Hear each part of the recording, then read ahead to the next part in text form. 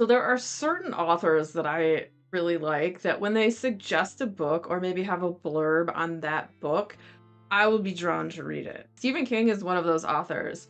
So the book we're going to talk about today is called The Return of Ellie Black. I saw this book at the library. I liked the cover. I thought it was cool, but then right on the cover, I saw that Stephen King had said magnetic, and I was like, yes. So we are getting this book.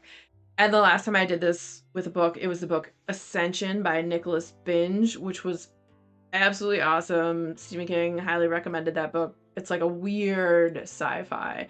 I have a standalone review for that. If you're interested in checking it out, I'll have that link down below. All right, so let's get into The Return of Ellie Black. So for 2 years, Ellie Black has been missing. And one day, there's this girl. She's running through the forest. She's in the woods up in like Washington, and these two hikers find her. And she's like got blood on her. I think there's maybe vomit, or she smells like vomit. Her hair's all jacked up. Her clothes are dirty.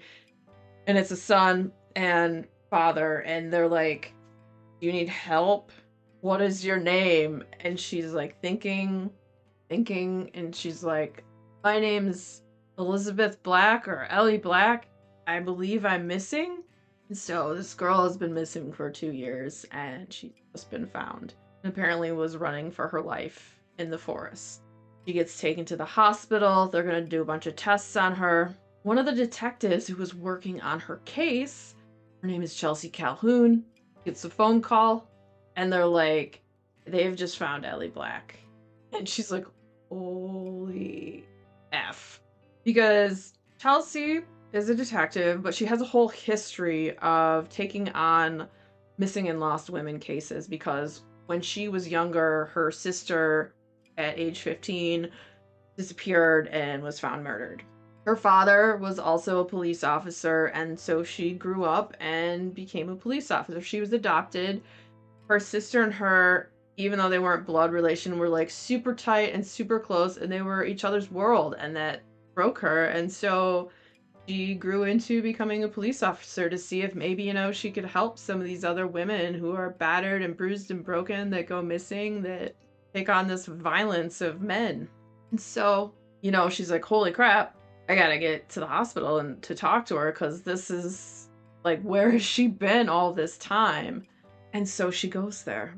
And, they go through a lot of stuff. She's going to have to see a counselor. They're going to have a nurse come in to see. It seems like she's had abuse, obviously. So they're going to do some testing for sexual abuse.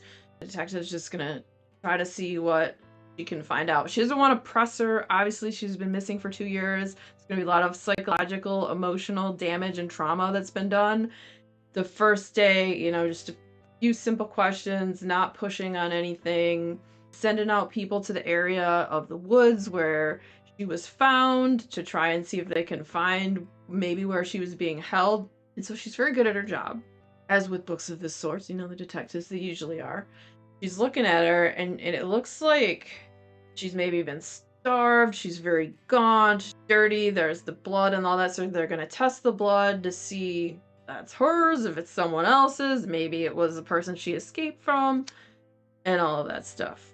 Also, the detective had kept in contact with Ellie Black's parents, had talked to them every once in a while over the years, and the parents never really gave up hope. And so she calls them and is like, hey, they think they've found her. And, she doesn't want to confirm anything until she actually sees her to make sure it's her.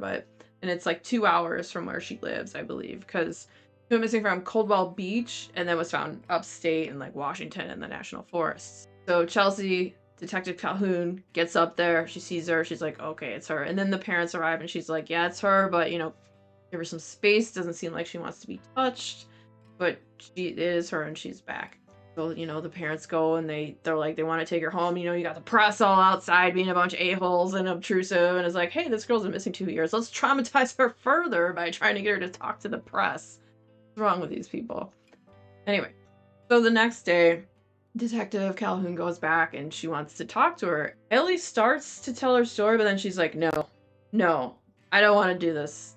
I don't want to do this. No, I don't want to do this. And she's like, okay. And so like detective kind of like backs off, she doesn't want to push her, because if Ellie doesn't want to do this, then they have no case. They can't go after who possibly did this to her and all that stuff.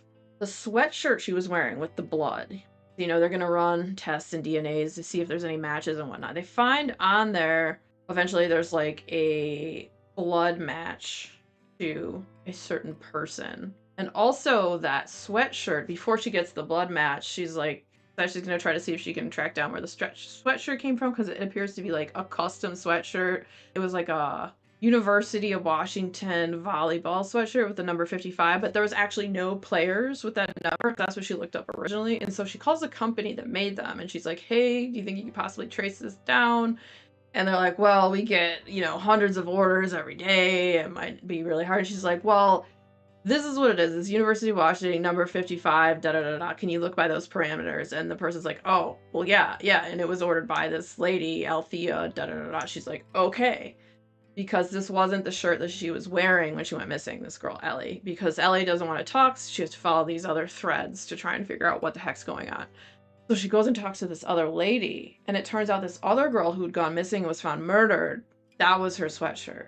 So now there was another girl that also went missing. And then as she digs deeper into it and finds out there's more girls that have gone missing over the years. At some point, it seems like Ellie is trying to almost maybe protect where she came from and doesn't want to give that up. So that's kind of weird.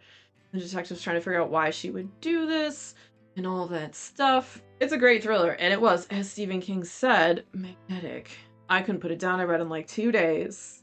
I started reading and it was like immediately, the writing was fantastic. I like the character development. I like the characters. I liked the story. It had one weird twist at the end that I did not see coming, and I was like, okay, so how would that have been possible? But then it explains it later on with like, whatever.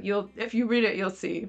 But highly enjoyable. I've been reading some really great thrillers lately, like some bangers, and this one was great. I loved it. I should make a list or a video featuring some of the thrillers I've been reading recently that have been really good, because there's been like a good chunk of them. And then, you know, I always have a few from last year that were really great too, that I could at least put together 5 to 8 that I really loved. So I think we're going to do that soon. That'll be good. Another really great thriller I read recently was called The Mountain King. If you haven't had a chance to see that video yet, that will be the next video coming up. So stick around, check it out. And if you had fun hanging out today, hit that subscribe button, come back, see me again, and we'll talk about more bookish things and weird stuff.